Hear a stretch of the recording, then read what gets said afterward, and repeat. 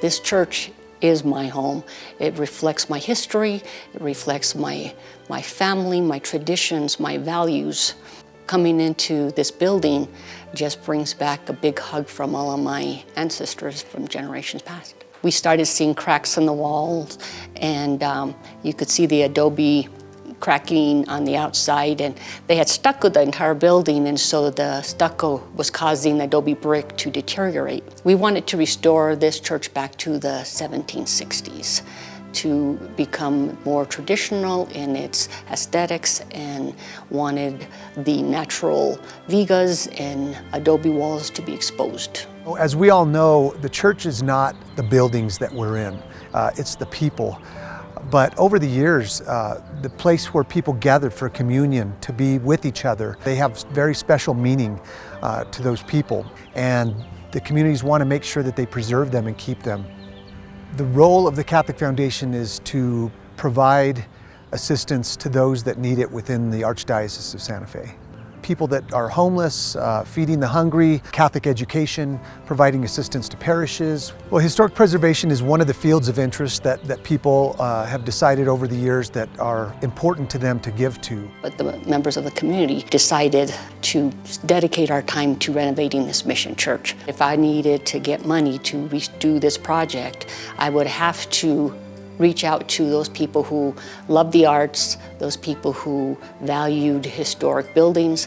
And so my husband and I set up basically a charitable foundation for historic preservation. The first $7,000 that the Catholic Foundation gave us was for the outside. What we had to do was take the stucco from the perimeter of the entire building, about 4 feet high all the way around. Then we had to replace the adobe brick, pretty much the entire perimeter of the mission church. Then the Catholic Foundation gave us another $7,000, and we started with the inside of the building, buying the lumber and vigas to hold up the building as we started removing the deteriorations of the wall, the falling plaster, and we had to redo the floors. You just start. Doing the renovation, doing the fundraising, and everything kind of works out. As we look around and see an altar screen that's 200 years old, it's a beautiful time capsule, if you will, that should not be lost to modern society. 200 years ago, this was a very vast, inhospitable land. Resources were limited. There weren't any modern tools, so they went out and collected their gypsum, their colors, pigments, and went out and cut aspen, cut cottonwood to create their santos. So they put tin on the ceilings, and so we had that removed in so that we could be able to see the vigas all over again. They were ashamed, I think, of the mud walls or just the adobe brick being exposed, and so they would cover it with tablecloths and paint it. And everybody took a stab at peeling off the wallpaper and 49 layers of paint on the interior walls, because these walls had to breathe. If something wasn't done to preserve these endangered images, that they would eventually get lost, okay? They were dusty, they were full of dirt. We cleaned them, and then after that, stabilized. The images are a lot clearer, and they have a presence now. It makes me feel good that I was able to be the person who helped bring these images out. These Stations of the Cross had suffered from a lot of inattention over the decades, and pieces were broken off and lost over time. The images themselves were torn, nails driven through, ripped. I had to carve from scratch some pieces that didn't exist. One of them had been subjected to a major fire, so I had to rebuild that and stain it. It's a very, very beautiful art form. that our ancestors left for us, a tradition that was used to maintain the faith of the people. These santos were models of exemplary lives, worthy of imitation.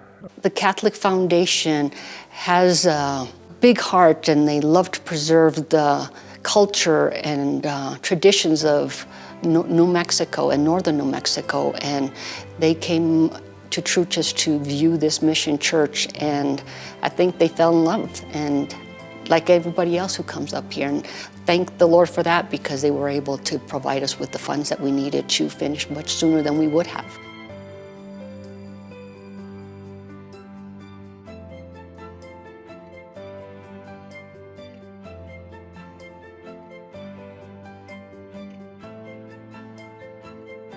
It is important to preserve our history so that we have something to look back on, and also to preserve it. San Miguel Chapel is the oldest church in the United States. It is one of the unique churches in New Mexico that sustained some damages from the Pueblo Indian Revolt of 1680. So there is a adobe brick in the back case that does have some burn marks. That's one of our only remnants of the 1680 Pueblo Revolt. The church site at the cathedral was more in disarray and damaged, and luckily this church didn't sustain too much damage to where it could be repaired. So this church is pretty magnificent in terms of the depth and width and height. San Miguel Chapel, we know that there have been people walking the ground here for thousands of years. Then the church was built here in around 1609, 1610, when the Spanish had come into New Mexico. If you go inside, there's a spot in the floor where there is a porthole and you can see the original floor. And I love to think about that, of how many people have come into this building and seen that floor and been here since 1610.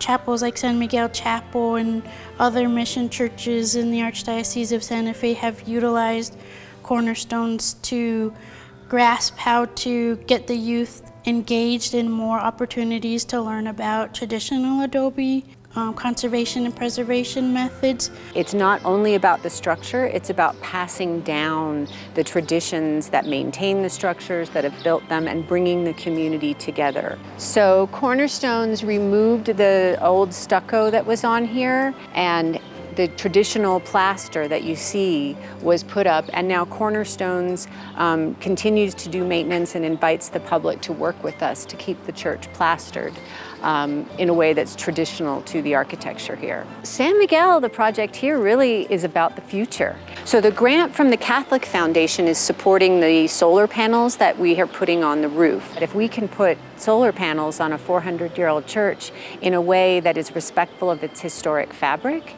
then we can do that at historic buildings and all kinds of different structures. The Catholic Foundation not only provides us with funding, but they also provide us with a connection to the communities and the buildings themselves, finding out really where the greatest needs are and just understanding what's going on with the communities. To be able to go into a historic structure and see it in a crumbling state and then in a restored state gives you a feeling of accomplishment, and also that you're saving and preserving something for future generations. The community of Truchas wouldn't be Truchas without this building. And so when I come into this building, it is like coming home, and I'm talking to God and asking Him, what do you need from me? How can I help?